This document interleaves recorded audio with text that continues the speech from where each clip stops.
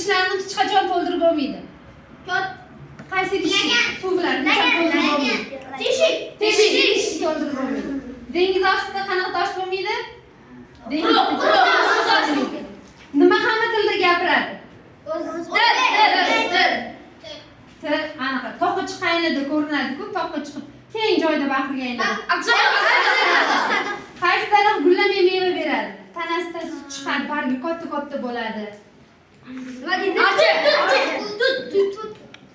Birinchi aytgan.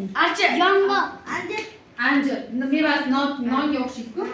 Qaysi hasharot eng kam umr ko'radi? Kapalak. Ibisidan qayerda